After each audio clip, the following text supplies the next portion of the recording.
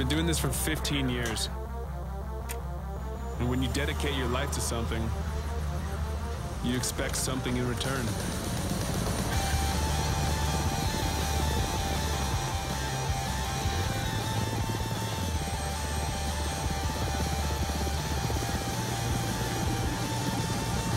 I guess you could say this is the return.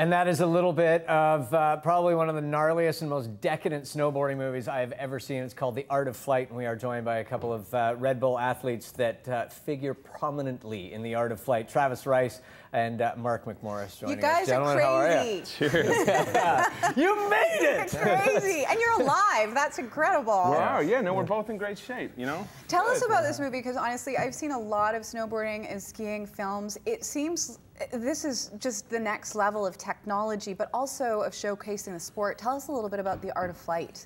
Well, you know, The Art of Flight, we'd spent 2 years making this movie, but more than that, I think it was kind of almost like a 4 or 5 year lead up, working towards it, doing projects, trying to get the production value, everything tighter. If people have seen That's It, That's All, one of your earlier movies, maybe that extension will sort of make sense to people as well. Yeah.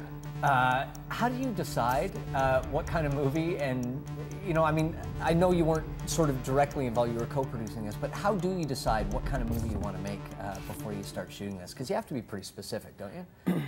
Yeah, you do. It's a funny thing, because you're trying to put, it's like putting liquid in a glass. You have the shell of the film that you want to, you know, create, but all the variables within it are completely liquid. You're dealing with Mother Nature, and you never know really where you're going to go until a few weeks before you do. And now, everybody in the world has heard of Red Bull, not just their snowboarding events, but all the events they put on are the next level. And Mark, maybe you can tell us how you got involved in the film and with Red Bull. Yeah, so first of all, obviously Travis and Kurt hit me up about this movie that they're gonna make, and they're like, come shoot at this shoot.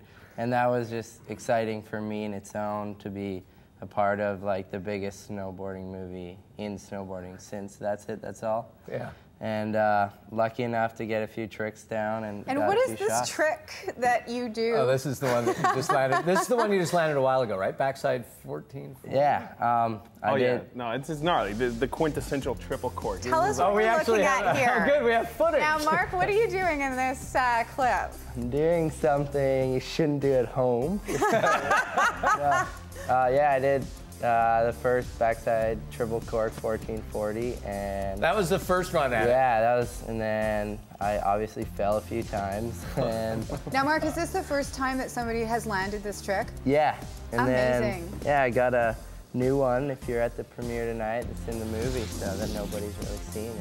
You're kidding. Here's the actual landing. We got to show the successful one. Bam! And then wait, and then hands to head. Oh my God. Okay, Mark, what goes through your head when you land a trick like that nobody has done before ever? Well, that's why we snowboard, just for that progression feeling, because you're just trying to get that feeling again. It's like a high, and it's so exciting to push a sport or be on that level. So yeah, well, and Travis, you've been doing this for quite a while now, and you've carved, you know, a real reputation for yourself in the business. Does it ever get old, that sensation of being on the side of a mountain that you've never skied or never boarded before, and sort of standing there? The act of actually doing it, definitely, it never gets old.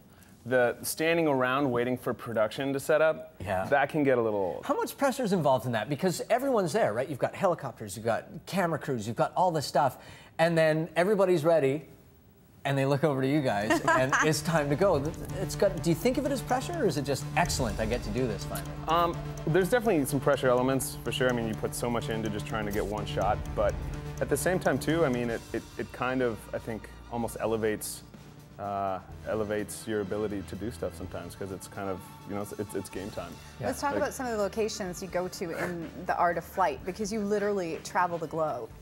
Yeah. And not the well-known places. No.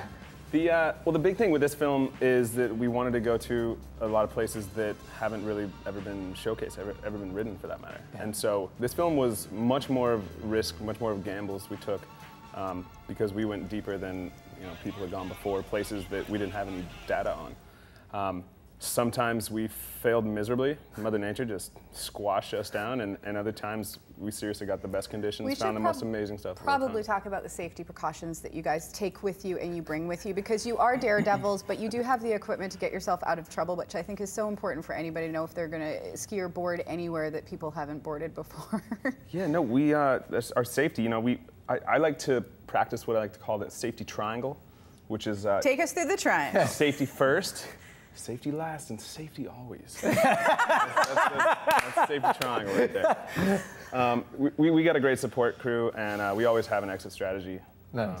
Mark, what is your favorite place that you guys got to go? Yeah, what were your locations? What did you like? I obviously didn't film a whole bunch for the movie. Yeah. I was in Aspen, which was really cool because it was wrapping up the season. It was springtime, obviously, and we got some really good conditions, spent a few days in the sun. Nice. But these guys definitely, for me, watching the movie is like a spectator, if you will. How much of that played into sort of your growth when you were a young kid, like watching movies like this and being inspired to go out and try this stuff? Yeah, when I was like, I guess I would be 15 or 13 when the first one came out, and to be in the second one just wasn't really in sight yet. Yeah. I was snowboarding. You were 5. Well, Travis, that's got to be part of the pleasure of traveling around and showing the movie as well, is it's really sort of, passing on this passion and this love and this adventure that you've managed to carve into your life and everything as well, and seeing that reflected in people watching it.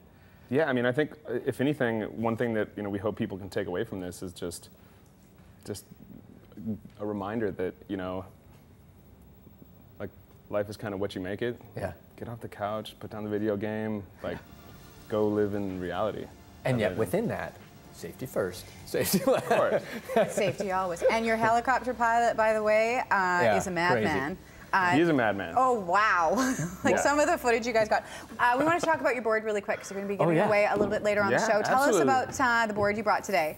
Okay, well, this is a board I have, LibTech. Their slogan actually is made near Canada, which you guys see? Very near Canada. Handcrafted near Canada. Yeah. Yeah, it's an amazing piece of technology you have in your hands right there. It's actually That's what she said. Super light. Yeah, it's got a banana in between the feet, a little camber on both sides. The edge is actually kind of like a blade, like a knife. We've got to show the graphics knife on the other side, too. So we're going to give this away a little bit later on the show. Will you sign it for us? I will do so. Awesome. We're going to take a break, and when we return... I'll sign it for you, too. We're going to be talking...